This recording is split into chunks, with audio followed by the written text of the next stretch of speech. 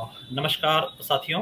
हम लोग जन चौक की आज की बातचीत में एकत्र हुए हैं और मैं रविंद्र पटवाल। जैसा कि हम सभी जानते हैं कि पिछले कुछ दिनों से जन चौक ने एक नई सीरीज की शुरुआत की है और इसमें हम लोग उन मुद्दों को सामने रखते हैं जो कि देश और दुनिया में महत्वपूर्ण हैं, जिस लिहाज से हमें और गहराई से जो आमतौर पर पत्र पत्रिकाओं में शायद चर्चा होती भी है या अंग्रेजी माध्यम में होती है, उसको कैसे हिंदी हार्टलैंड के पाठकों के लिए सर्वसुलभ कराया कराया जा सके और इस पे एक बेहतर समझ बनाई जा सके। उस चर्चा में हम लोग आज का टॉपिक हमारा है दुनिया में जो अर्थव्यवस्था में लगातार बदलाव इस बीच में देखा जा रहा है। 2008 के समय जो विश्व में आर्थिक मंदी आई थी, जिससे कि भारत उतना जो है सीधे रूप से प्रभावित नहीं हुआ, लेकिन अमेरिका सहित दुनिया काफ़ी हद तक प्रभावित हुई थी और उसमें जहाँ जहाँ एक अमेरिका और पश्चिमी देशों की अर्थव्यवस्था में धीरे-धीरे एक मंदी का दौर हमको देखने को मिला था, रियल एस्टेट से लेके तमाम चीज़ों में। और चाइना ने 2008 के बाद और ख़ास तौर पर 2010 जो वहाँ पर ओलंपिक खेल हुए थे, उसके बाद से चीज़ों में एक गुणात्मक बदलाव आया है और कहीं न कहीं एक एशिया धुरी जो है, एक नया केंद्र बनता जा रहा है, जो चीन और चीन के साथ अलाइज़। इस बीच में हम लोग जहाँ तक भारत का सवाल है, भारत की भी अर्थव्यवस्था उदारवादीकरण 90s के दौर से जो है एक अपेक्षाकृत तरीके से काफ़ी जो है तीव्र गति में बढ़ी थी, जिसको हम पहले Hindu rate of growth of economy कहते थे। उससे एक बदलाव आया और आज के डेट में हम कहा जाए कि 2010-11 तक भारत की अर्थव्यवस्था भी और दुनिया में ये कहा जाने लगा था और कुछ वैश्विक स्तर पर विद्वान इस बात को कहते थे कि दुनिया में चीन जो है 2024-25 तक दुनिया की पहली अर्थव्यवस्था और 2050 तक भारत की भी जो है दूसरी अर्थव्यवस्था बनने की संभावना दिखती है दुनिया में और कहीं न कहीं अमेरिका को तीसरी अर्थव्यवस्था 2050 तक का एक माना जा एंटीसिपेट किया जा रहा था। लेकिन इस बीच में काफ़ी उथल-पुथल हुई हैं, दुनिया में बदलाव आए हैं काफ़ी और अभी हम अगर अगर इस को देखें कि हमारे एक भूतपूर्व राजनयिक थे, विदेश दूत शिवशंकर मेनन, उनकी एक किताब को मैं देख रहा था, इंडिया एंड एशियन जियोपॉलिटिक्स। उसमें उन्होंने विस्तार से देश के बारे में लिखा है और ख़ास तौर पर उन्होंने अपने बाद के चैप्टर में प्रेजेंट में इंडिया और चीन के बारे में कई चैप्टर्स पे बात की है और बहुत ही नोटेड उनकी किताब का एक माना जाता है। आज हम चर्चा कर रहे हैं नई जो न्यू वर्ल्ड इकोनॉमिक ऑर्डर है, उसमें भारत की क्या पोजीशन होगी, क्या स्थान होगा और इसके लिए हमारे साथ स्टूडियो में मौजूद हैं प्रख्यात नोटेड पत्रकार सत्येंद्र रंजन जी। आपका चीन और अमेरिका की जो है इकोनॉमी और विदेश नीति पर जो है एक गहरा अध्ययन रहा है पिछले 2 दशकों से। आप इस बारे में लगातार काम रहा है। तो हम सीधे चलते हैं, ज़्यादा समय लगाते हुए सीधे आपसे बात के मुखातिब होते हैं। नमस्कार सत्येंद्र जी। नमस्कार।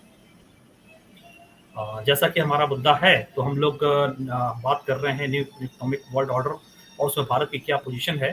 खास तौर पे अभी रशिया और यूक्रेन के बीच में जो संघर्ष छिड़ा है और उसके बाद से काफ़ी चीज़ें बदलाव आया है, लगातार देखने को मिल रहा है कि पोजीशनिंग और रीपोजीशनिंग लगातार हो रही है। हालांकि उसके पहले अफगानिस्तान के समय से भी ये चीज़ें देखने को मिल रही थी।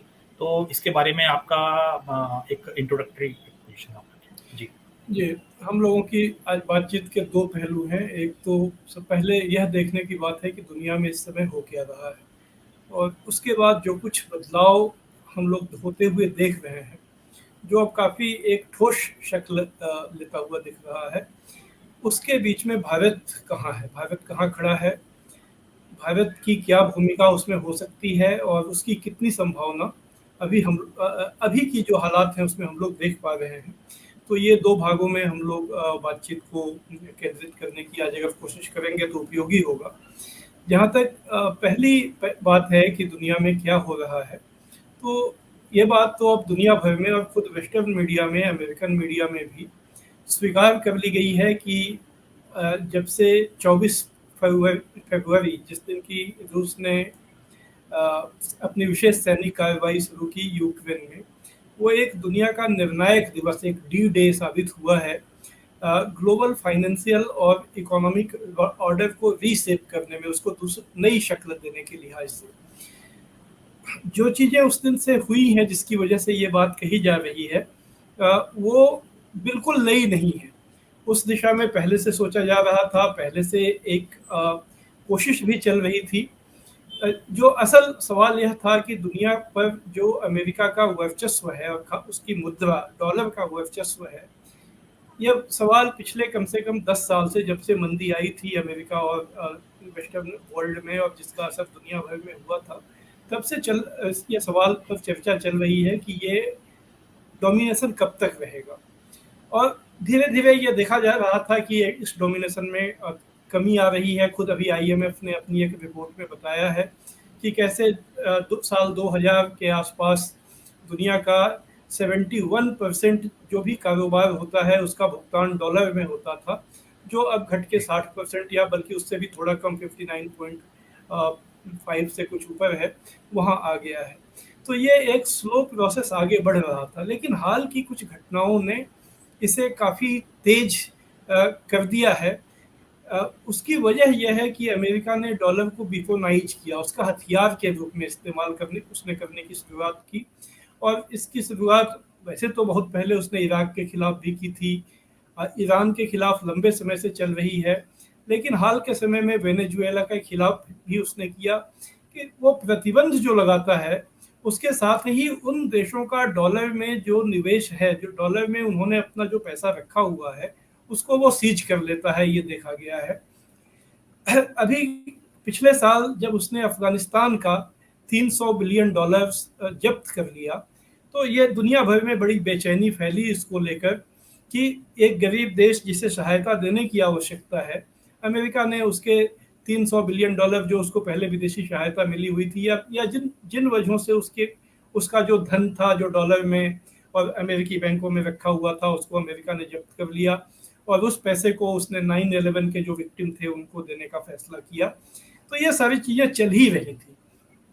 रूस के ऊपर प्रतिबंध सबसे पहले 2014 में लगाए गए थे जब क्राइमिया का वॉर हुआ था, लेकिन यह बात दुनिया के सामने उस तरह से नहीं आई थी कि तब से रूस इस बात को समझ गया था कि देर सवेर उसके खिलाफ एक ऐसी कार्रवाई की जाएगी जिससे कि उसको जो विश्व वित्तीय व्यवस्था है, विश्व जो मौद्रिक व्यवस्था है, मॉनेटरी सिस्टम है, उससे बाहर किया जाएगा।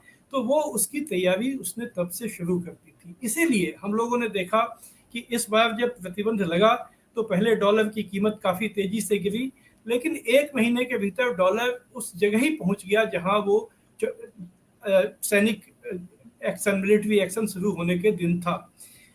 उसके बाद से ये चर्चा बहुत तेजी से चली है कि दुनिया में डॉलर का इस्तेमाल कम हो, डी डॉलराइजेशन जिसको कहा जाता है, और इसकी सायास कोशिशें, सुविचारित कोशिशें, प्लान्ड कोशिशें होती हुई दिख रही हैं। अब ताज़ा इसमें घटनाक्रम यह हुआ है कि इसका एक ठोस स्वरूप सामने आया है। रूस के एक एक्सपर्ट हैं सर्गेई ग्लेज़येव। सर्गेई ग्लेज़येव पहले राष्ट्रपति पुतिन के सलाहकार रह चुके हैं। वो जो रूस का सेंट्रल बैंक है, बैंक ऑफ रसा, उसके डायरेक्टर्स का जो बोर्ड होता है, बोर्ड ऑफ डायरेक्टर्स के मेंबर रह चुके हैं।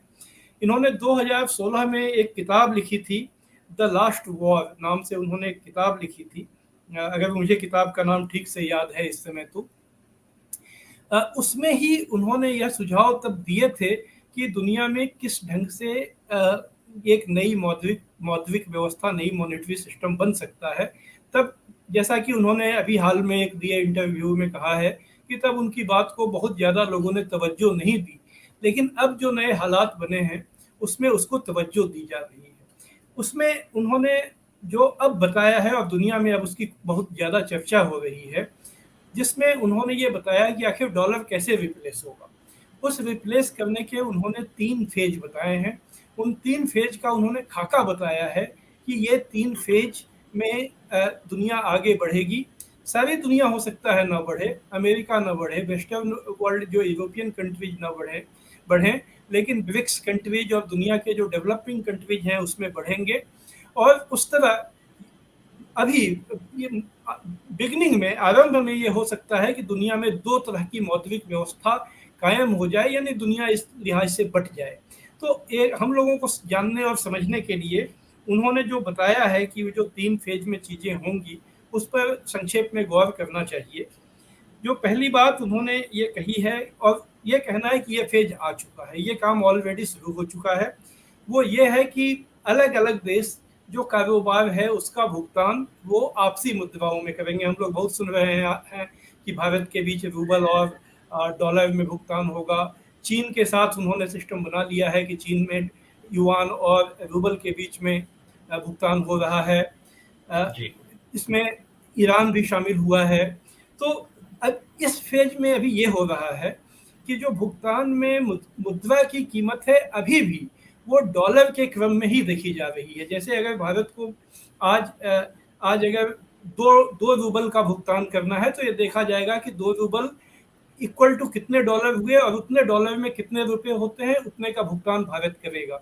लेकिन जब सेकंड फेज होगा, इसका जो सेकंड फेज डेवलप करने की कोशिश होगी, तब इन मुद्राओं का जो संबंध डॉलर से है उसको अलग कर दिया जाएगा, और उसमें एक नया प्राइस सिस्टम उसको बनाने की बात कही गई है। ये प्राइस सिस्टम कई आधार पे अलग अलग देशों की मुद्राओं का जो कीमत होगी उसको तय करने के कुछ आधार बताए हैं उन्होंने। जैसे कि उसमें आपकी जी, जीडीपी कितनी है परचेजिंग पावर पैरिटी पर, आपका इंटरनेशनल ट्रेड में कितना हिस्सा है, आपका पॉपुलेशन कितना है, पॉपुलेशन यानी जो कंज्यूमर बेस है आपका वो कितना है, आपकी टेरिटरी साइज, आपका इलाका, भौगोलिक इलाका कितना है, आपके पास आपके भंडार में सोना कितना है, आपके पास ईंधन ईंधन बेचने की कितनी क्षमता है, आप कितने अनाज पैदा करने में सक्षम हैं, वैसा अनाज जिसको कि आप विश्व बाजार में ला सकें। इस तरह की तमाम चीज़ों के आधार पे आपकी अर्थव्यवस्था की एक ताकत देखी जाएगी, और उस ताकत के आधार पर आपकी मुद्रा की कीमत तय होगी। और अब अलग अलग मुद्राएं इस रूप में एक दूसरे से एक्सचेंज करेंगी। तीसरा फेज तब आएगा जब एक इंटरनेशनल करेंसी डिजिटल फॉर्म में,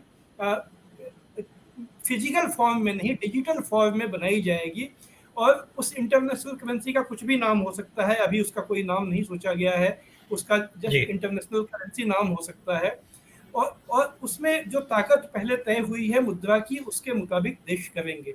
आखिरी बात मैं सिर्फ ये है कि अब तक चर्चा ये होती थी कि क्या युआन जो चीन की मुद्रा है वो डॉलर की जगह लेगा, लेकिन अब ये समझ बन रही है कि किसी भी देश की मुद्रा को अगर आप बनाएंगे तो एक कभी वो स्टेज आ सकता है, कभी ये वो स्टेज आ सकता है कि चीन ही दादागिरी दिखाने लगे, और चीन ही आपके, चूंकि आपका असेट युआन में होगा तो वो कभी जब्त कर ले।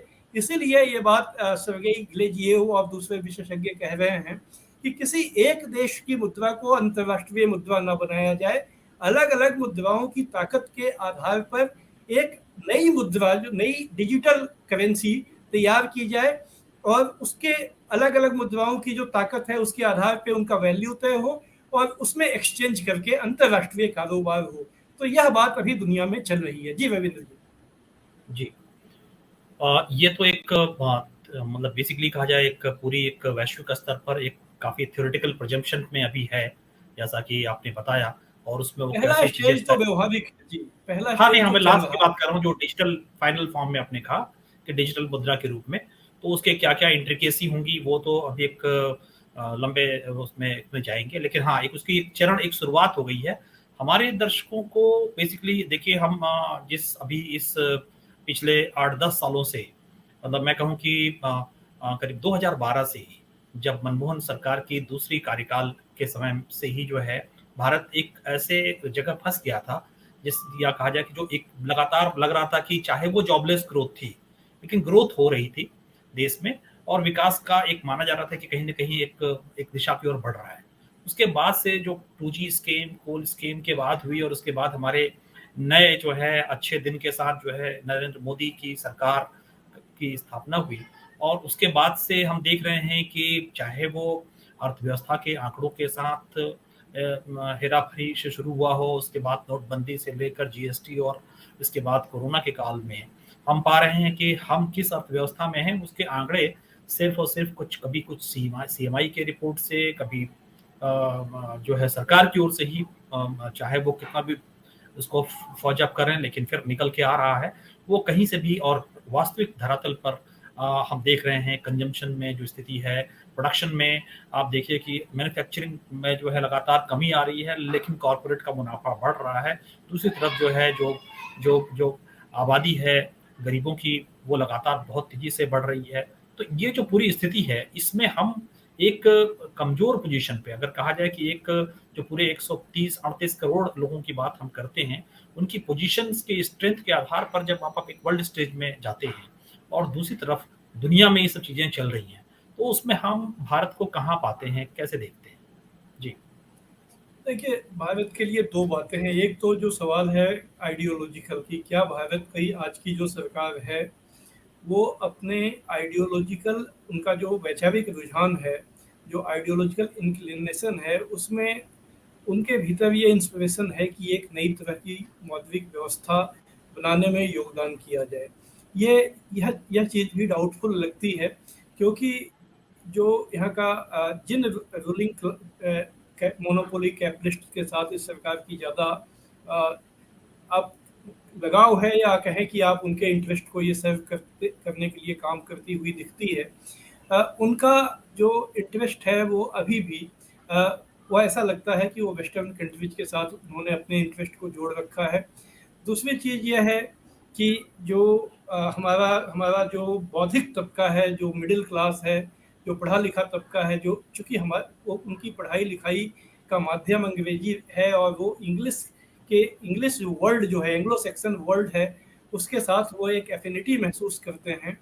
तो उनको हमेशा ही लगता है कि जो वेस्टर्न सिस्टम है वो ज़्यादा अच्छा है, ज़्यादा मानवीय है, ज़्यादा ओपन है, ज़्यादा डेमोक्रेटिक है।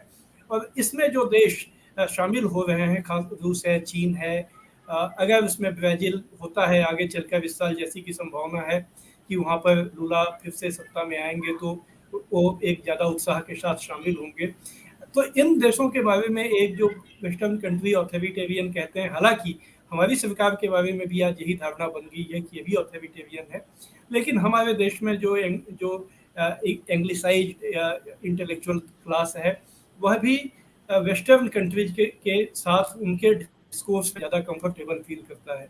इसीलिए जो चीज़ें अभी चल रही हैं, इसमें फिलहाल भारत कोई योगदान देता हुआ दिख नहीं रहा है, सिर्फ एक बिंदु के कि वह रूस के साथ रूबल और रुपये में कारोबार करने की दिशा में आगे बढ़ा है, जो कि एक ट्रांजैक्शनल है, जो कि एक भारत के अपने जो पुराने संबंध है रूस से और जो एक अपना फ़ायदा उसमें अभी नज़र आ रहा है, उसकी वजह से है। उसके पीछे कोई आइडियोलॉजिकल थिंकिंग है नहीं।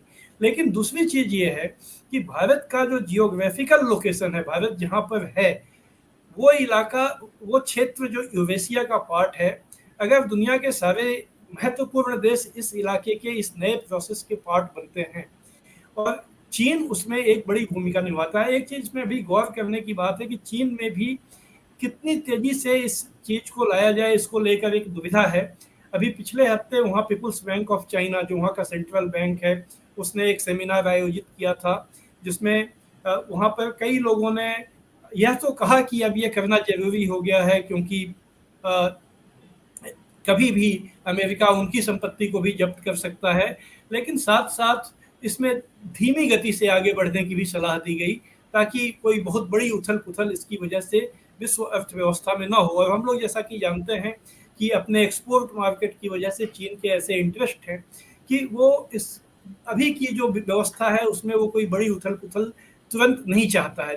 वही, लेकिन भारत के साथ बात यह है कि जब कभी वो होगा, और अभी हम लोगों ने नया डेटा देखा कि 2022 के पहले 3 महीने में भारत का जो चीन से आयात है और भारत से जो कुल कारोबार है वो 15% बढ़ गया, $31 बिलियन हो गया, जिसमें कि चीन से आयात $27 बिलियन है, यानी लगभग $5.25 बिलियन का ही निर्यात है।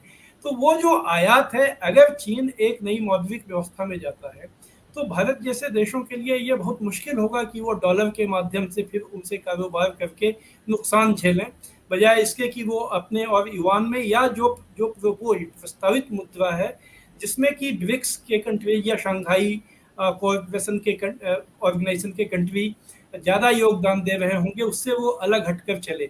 लेकिन आज की परिस्थिति में ये बहुत दुविधा की बात है। दूसरी चीज़ जो प्रभात पटनायक ने भी अभी अपने एक लंबे व्याख्यान में कही है, और सर्गेई ग्लेजियोव ने भी कही है, तो ये बात मानी जा रही है कि यह जो व्यवस्था होगी, इससे आईएमएफ और डब्ल्यूटीओ की व्यवस्था ब्रेक कर जाएगी। इससे जो गरीब देश हैं, विकासशील देश हैं, उनको एक नया अवसर मिलेगा कि वो अपना मनी क्रिएशन करें। जो पॉलिसीज आईएमएफ ने पिछले 30 सालों में थोपी है, उससे वो बाहर निकल सकें और अपनी जनता के कल्याण की योजनाएं चला सकें, जिसमें कि वो अपना मनी क्रिएट करके एक स्टेट लेड डेवलपमेंट, वो इन्वेस्टमेंट करें समाज में, नए इन्वेस्टमेंट के साथ नया ज़्यादा प्रोडक्शन से ज़्यादा रोजगार, और ज़्यादा रोजगार से एक खुशहाली की व्यवस्था वो बनाए। लेकिन फिर एक सवाल आता है कि हमारी जो आज की सरकार है, हमारे प्रधानमंत्री नरेंद्र मोदी जी बार बार ये कहते रहे हैं कि वो मिनिमम गवर्नमेंट में यकीन करते हैं, एक ऐसी गवर्नमेंट जिसका अर्थव्यवस्था में कोई दखल ना हो। यह जो लाइन है, ये जो सोच है, ये कभी भी जनता की खुशहाली नहीं लाती है। जब से अमेरिका में रोनाल्ड रेगन के दौर से इस नीति को अपनाई गई, वहाँ की जनता भी वहाँ के कुल खुशहाली के सिस्टम से बाहर हो गई। और ये इस बात को हम लोग जानते हैं कि वहाँ 40 साल से जो वहाँ का मिडिल क्लास है, जो सबसे बड़ा क्लास है, उसका जो रियल इनकम है उसमें बढ़ोतरी नहीं हुई है। और यही वहाँ पर जो इनइक्वलिटी बढ़ी है, और वहाँ पर जो सामाजिक उथल पुथल है, डोनाल्ड ट्रंप का फेनोमिना इसको कहा जाता है, उसकी वजह बनी है। तो हमारे समाज में, हमारे यहाँ दिक्कत का ये के दो बिंदु हैं। एक तो क्या इंटरनेशनल लेवल पर जो वेस्टर्न वर्ल्ड के वर्चस्व से निकलने की कोई इच्छा शक्ति है आज की सरकार में, और न सिर्फ आज की सरकार में बल्कि पूरे रूलिंग क्लास में, पूरा जो इंटेलेक्चुअल क्लास है उसमें। और दूसरा, जो आज की सरकार है, अगर उसकी प्रायोरिटी आम जनता की खुशहाली नहीं है, वो मानती है कि जो सक्सेसफुल इंडस्ट्रियलिस्ट हैं, उनके सक्सेस को ही और बढ़ाकर और कभी फ्यूचर में ट्रिकल डाउन से सबका भला हो सकता है, तो ये पॉलिसी भी नया जो कुछ हो रहा है उससे मेल नहीं खाता है। इसलिए अभी की स्थिति में भारत कोई बहुत महत्वपूर्ण भूमिका निभाएगा, ये संभावना दिख नहीं रही है। आने वाले समय में अगर रियलिटी सिंक इन करे, वास्तविकता की समझ बने और उस दिशा में कोई नई नीति बनाई जाए, तो वो देखने की बात होगी। फिलहाल वैसी कोई चीज़ होती हुई दिख नहीं रही है। जी जी, आपकी बात से दो चीज़ें निकल कर आती हैं। एक तो ये है कि जो हमारा जो रूलिंग क्लास है, जो हमारा कॉरपोरेट वर्ल्ड है, हमारा middle class, upper middle class है, उसके सपने और उसकी आत्मा तो वेस्टर्न दुनिया की तरफ है, और उनकी ओर से उसके अपने अलग दबाव भी हैं, और उनका प्रेस और मीडिया और उनका प्रचार और लिबरल डेमोक्रेसी की एक जो पूरी एक अवधारणा है, उसको लेकर उनका एक झुकाव लगातार बना रहता है। दूसरी तरफ हमारे जो पाँव हैं, हमारा जो मैन्युफैक्चरिंग है, हमारा जो रोज़मर्रा के जीवन में चलाने के लिए या प्रॉफ़िट कमाने के लिए भी जो पूरा जो बिज़नेस है, फार्मास्यूटिकल से लेकर इलेक्ट्रॉनिक आइटम से लेकर, वो सारा चीज़ चीन पर डिपेंड है, और कहीं न कहीं हम गहरे तक उसमें धँसे हुए हैं। तो ये 2 तरह की जो एक कहा जाए कि जो एक अंतर्विरोध है, इसके साथ काम कर रहा है। और ये एक, अब जब हम कह रहे हैं कि दुनिया एक ध्रुवी से जो है मल्टीपोलर या 2 ध्रुवी बनती आ रही है। एक तरफ जो है अमेरिका और पश्चिमी देशों का एक्सेस है, और दूसरी तरफ चीन, रूस, और जो आरसीईपी, हम आरसीईपी की भी चर्चा थोड़ी देर करनी चाहिए, इसमें कि भारत में शामिल होते-होते अंतिम समय में वापस लौट आया था, और उसके बारे में कहा जाता है कि उसकी खुद की अपनी इकॉनमी करीब वर्ल्ड इकॉनमी का 28% हिस्सा है, पहले से ही है। और जैसे ही वो 1 जनवरी अभी 2022 से शुरू हुई है और चीन ने उस पे फ़ोकस भी करना शुरू किया है, तो ऐसा माना जाता है कि ये मतलब कि अगले 2-3 सालों के अंदर ही 35% वर्ल्ड इकॉनमी का, ट्रेड का 35% हिस्सा अपने उसमें लेगा, और जो जो नई इमर्जिंग जो जो मैन्युफैक्चरिंग है या चीज़ें हैं बन रही हैं, उसमें उनका हिस्सेदारी लगातार बढ़नी है, यानी कि उसको पॉजिटिव साइड में जाना है। और भारत का अगर इससे बाहर रहते हैं तो उससे उतना नुकसान साथ साथ है ही है। तो जो मुद्रा की बात कर रहे हैं हम, और जो हमारा ट्रेड है, जो हमारा एक्चुअल संबंध है, वो ज़्यादा से ज़्यादा चीन और उसके एलाइड उससे साथ है। इवन कि नई जो कुछ अगर वहाँ से कुछ उसका स्पिल ओवर इफेक्ट भी होता है, तो उसका एक फायदा जो अभी कहा जा रहा है कि ताइवान से लेकर जो दूसरे देशों को मिल रहा है, और वो भारत को भी मिल सकता है। तो इस स्थिति में हम कैसे देखते हैं कि हमारे पास केवल बीपीओ सर्विस या कुछ इस तरह की जो चीज़ें हैं जो हमें वेस्टर्न दुनिया से मिलती हैं, लेकिन इसमें हम कितना हम पीछे रह जाएंगे। जी। अब देखिए, ये आरसीईपी की आपने बात की, इसमें भारत का शामिल न होना भी एक भारत की समझ का जो कन्फ्यूजन है उसको जाहिर करता है। उस समय एक माहौल बना था कि ये एंटी फार्मर होगा, इससे जो है भारत का बाजार जो है वो डेयरी, सस्ते डेयरी जो प्रोडक्ट्स हैं ऑस्ट्रेलिया से और न्यूजीलैंड से उससे पट जाएगा। अंतर कथा यह भी कही गई थी कि भारत की असल चिंता ये थी कि जो चाइनीज माल है वो दूसरे देशों के माध्यम से भारत के बाजार में आ जाएगा और भारतीय कारोबारियों और उद्योगपतियों को उससे नुकसान होगा।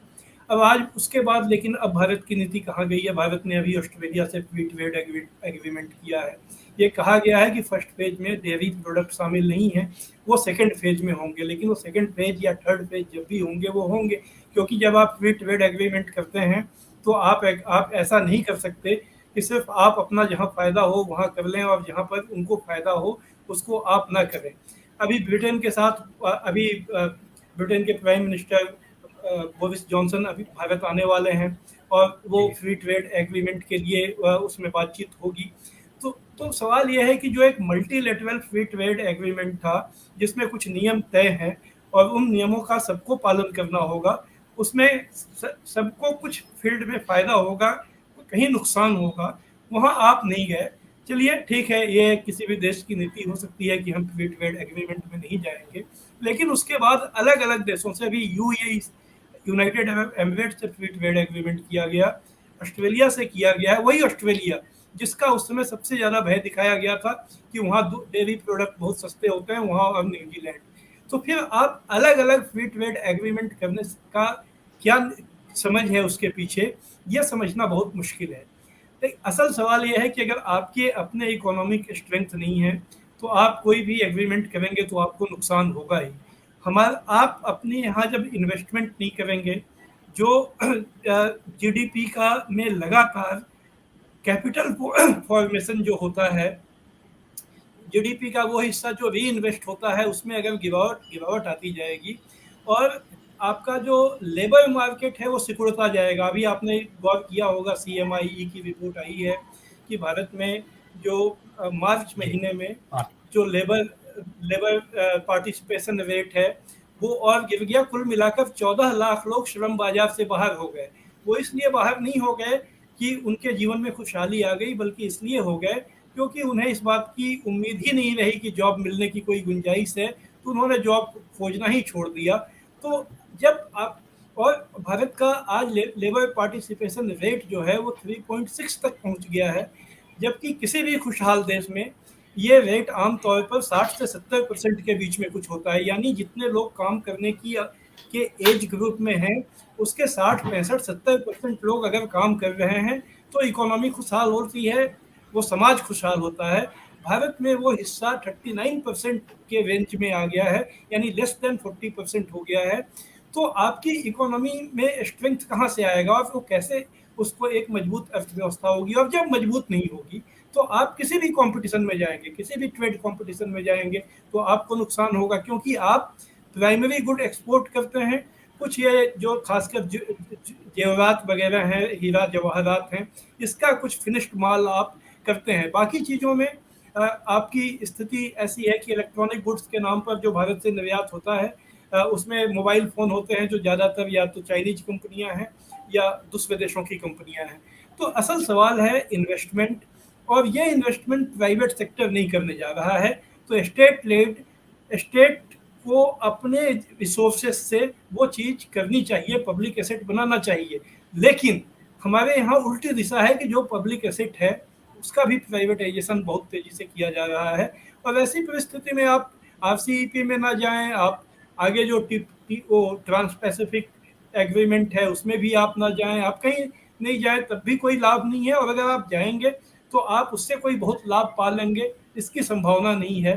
तो इस कन्फ्यूजन से, समझ के कन्फ्यूजन से निकलने की जरूरत पड़ेगी जब कभी भारत एक मजबूत देश बनने का सपना देखेगा, यहाँ का हमारा लीडरशिप जब देखेगा। जी। तो वैसे तो हमारे यहाँ पूरी चर्चा यही है कि हम जो है एक मजबूत लीडर के नेतृत्व में इसमें देश चल रहा है और वो विश्व गुरु बनने की ओर अग्रसर है।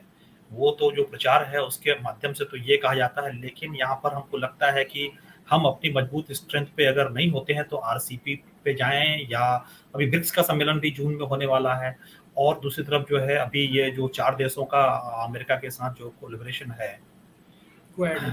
उस जी, क्वेड के अंदर भी जो है हम अभी उसकी मीटिंग भी होनी है मई में जापान में, और जो जून में है उसके लिए भी आई थिंक हामी भर दी है भारत ने, तो चीन में होने जा रही है ब्रिक्स की मीटिंग।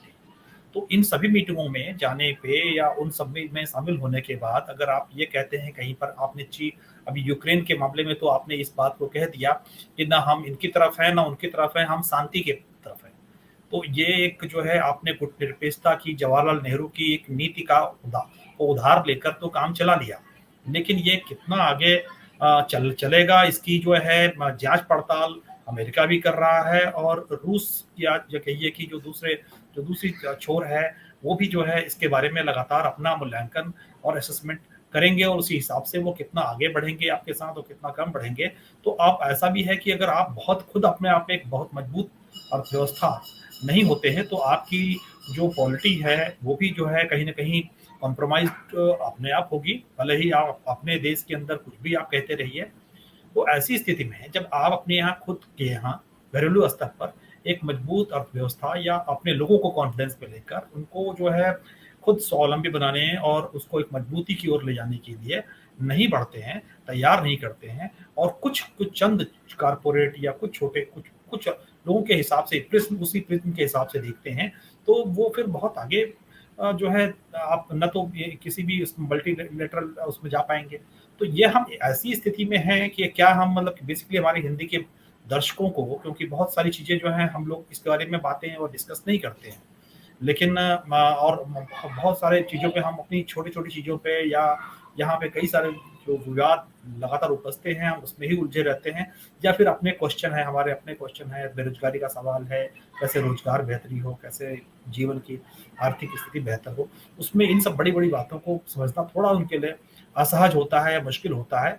इसको ही एक उद्देश्य था कि हम लोग इसको चर्चा को हम लोग लगातार इसमें आगे बढ़ाएँ।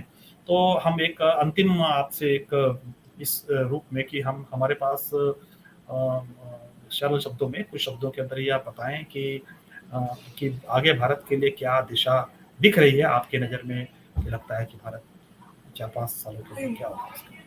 मौजूदा लीडरशिप में तो मुझे कोई दिशा नहीं दिख रही है, क्योंकि ये लीडरशिप की जो सोच है और दुनिया की जो दिशा है वो दोनों उल्टी दिशा में है। नरेंद्र मोदी जी की सरकार जब से आई है भारत ने अपने को अधिक से अधिक अमेरिकन एक्सिस के साथ जो धुरी है उससे जोड़ा है। उसी का नतीजा है कि वो क्वेड का पार्ट बना है।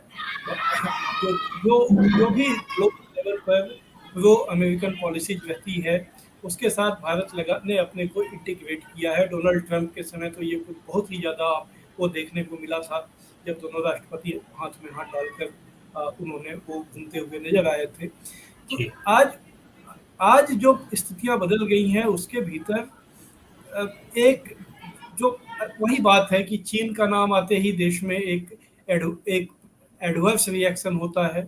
सिर्फ बीजेपी और की बात मैं नहीं कर रहा हूँ, आमतौर पर एक एडवर्स रिएक्शन होता है।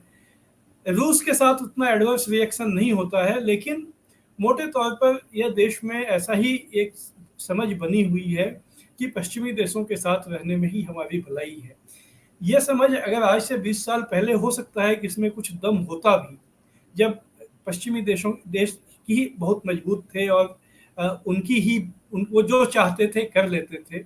आज जबकि वो कमजोर पड़ रहे हैं, उनकी अर्थव्यवस्था बहुत ही गहरे संकट में है, वो मिलिटरीली वो जो करना चाहते हैं उसको नहीं कर पा रहे हैं। वैसी परिस्थिति में जो रीथिंकिंग देश के भीतर होना चाहिए, उसके बहुत ज़्यादा संकेत अभी नहीं मिल रहे हैं।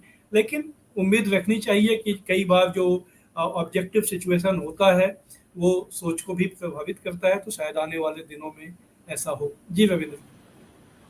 जी, हम लोग बहुत-बहुत धन्यवाद सत्येंद्र जी, क्योंकि जी, आशा और उम्मीद करते हैं इसी बात पर कि जो स्थितियाँ आज बनी हैं और हमारे पड़ोसी देश श्रीलंका का उदाहरण हमारे सामने है, नेपाल की परिस्थितियाँ हमारे सीधे जो हमारे सामने प्रश्न उठाए खड़ी हैं, पाकिस्तान का हम देखते ही हैं किस तरह से उसके पास लगातार बैलेंस ऑफ पेमेंट और वर्ल्ड बैंक का जो है एक की स्थिति बनी रहती है, खतरे की घंटी बनी रहती है।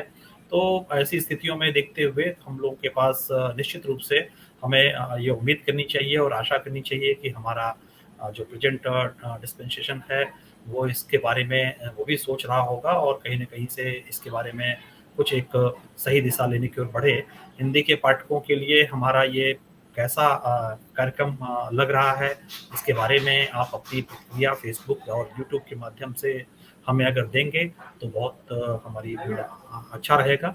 और इसके साथ-साथ आपसे अनुरोध है कि जनचौक को और भी अधिक प्रोपेगेट करने, लाइक करने और उसको शेयर करने का और उसके साथ-साथ अगर आर्थिक मदद कर सकते हैं, तो उसकी मुहिम में हमारे साथ हिस्सा बनें, हमारे साथ रहें। आप सबका बहुत-बहुत आभार और सत्येंद्र जी आपका विशेष रूप से बहुत-बहुत आभार। आपका भी। नमस्कार।